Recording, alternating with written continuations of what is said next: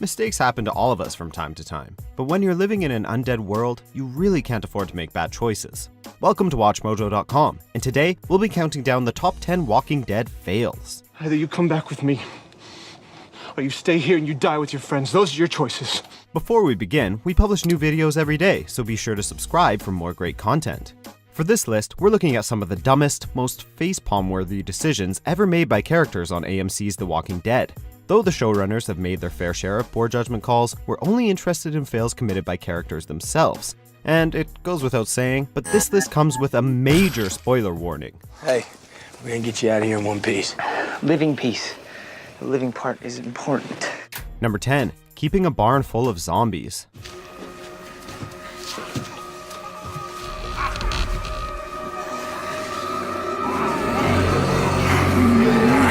The new realities of life in this world would be challenging, and for the Green family in particular, there were harsh lessons to learn. But it only takes one encounter with a walker to teach you that they're too dangerous to risk keeping around. I saw the broadcast before they stopped.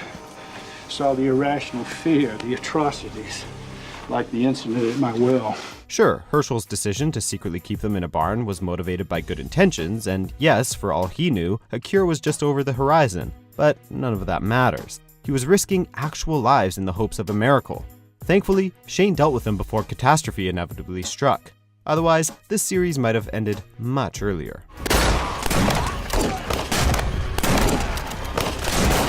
Number 9. Trusting the Terminus signs. Terminus.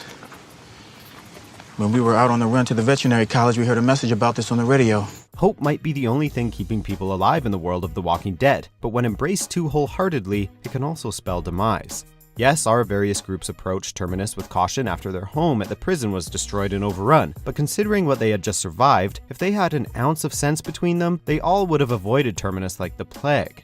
Let's go. They had literally just learned firsthand that humans were the biggest threat to their safety in this new world, and yet they all opted to take hand-painted signs at face value.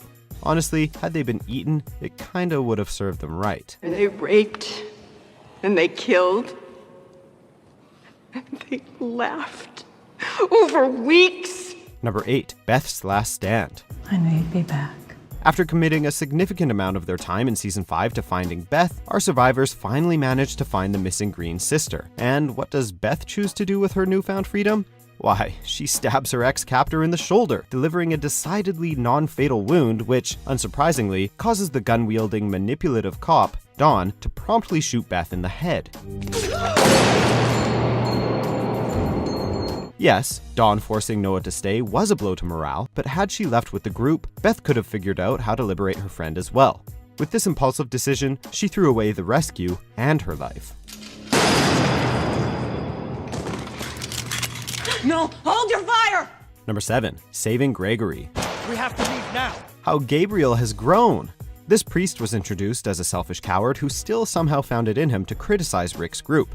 Over the seasons, however, he has come into his own, learning to carry his weight in the group and fight the good fight. Sadly, it seems as if Gabriel may only know how to lead a life of extremes. He's gone from sacrificing innocent lives to risking his own for a man who has done nothing but work against him and his group. We applauded Father Gabriel's selfless act, but deplore his stupidity in applying it to the one character who was for sure going to betray him.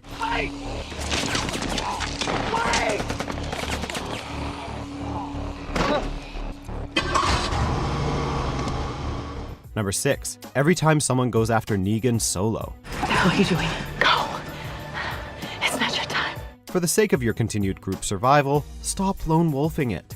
Considering how badly Negan schooled Rick's group the first time they underestimated him, you'd think they'd take some time to make a real plan. But nope, it's just one sad solo performance after another. Our first disappointment is Carl, who gets points for being a total badass, but whose life would have ended then and there had Negan not shown mercy. Then you've got Rosita, who, despite a foolish plan, could have earned the title of hero had she taken a moment to aim. You trying to kill me? You shot Lucia! She got in the way. How about Sasha, who failed both in life and death? Honey, god damn it! Number 5. Glenn not killing Nicholas. There are a lot of characters that we've wanted to throttle, but Nicholas is among the worst offenders. At least most of the villains of the series are interesting. Nicholas is just one big, unpleasant, walking inconvenience. Hey, over here! Come on! Come on! Hey!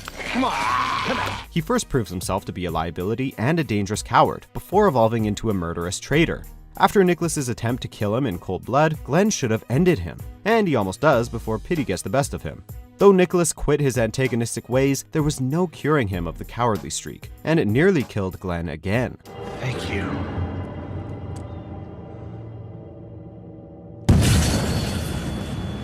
Number 4. Pulling the walker from the well. That's what I always... I wouldn't drink that if I were you. Listen, we're not going to pretend to be water purification experts, but a quick visual and olfactory assessment of a water source is always recommended before consuming from it.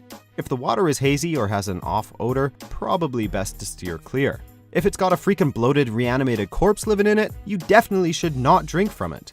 It's a good plan. It's a stupid plan. If that thing hasn't contaminated the water yet, blowing its brains out will finish the job. Even had the corpse come out of the well in one piece, the degree to which the water had been contaminated is impossible to evaluate. Glenn should be offended that the group was willing to risk his life on such an ill-conceived plan. Abandoning this well was the only choice from the start.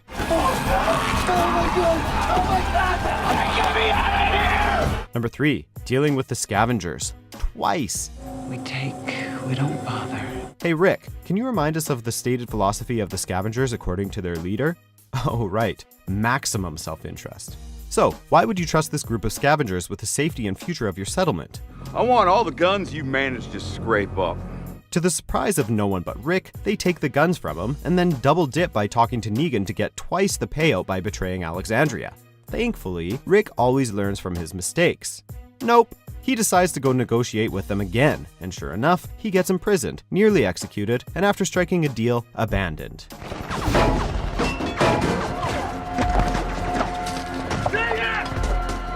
Coming from the window! We hit it! Number 2. Fighting over the dynamite and throwing it at the truck. We're not doing this. In a world where all but the most rudimentary forms of industrial production have come to a grinding and indefinite halt, you really can't afford to be wasteful. But of all the things you see as precious, guns are by far the most valuable, rare, and important.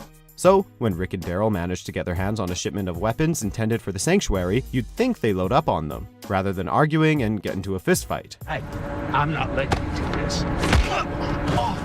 But the real winning decision comes when Rick lobs the dynamite at the overturned, smoking wreck of a car and blows everything up.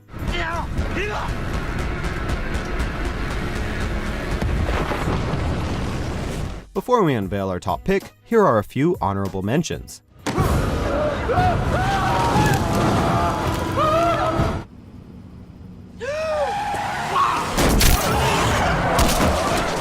You're still here.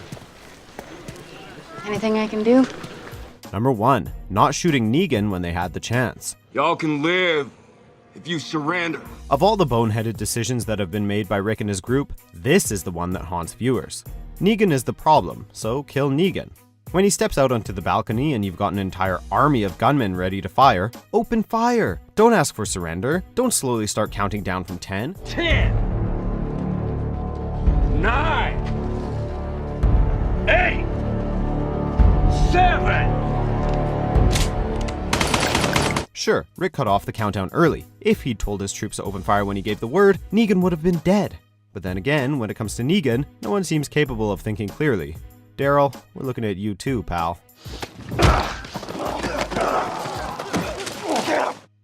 Do you agree with our picks? Check out these other great clips from WatchMojo and subscribe for new videos every day.